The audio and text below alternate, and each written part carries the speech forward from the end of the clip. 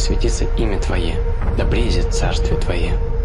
Да будет воля Твоя, как на небесе и на земле. Хлеб наш насущный дашь к нам днесь.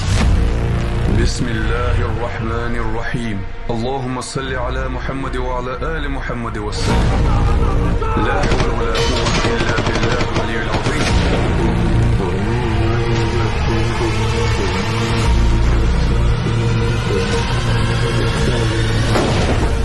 Спаси, Господи, люди Твои, и благослови на Твое, победы православных христиан на сопротивление.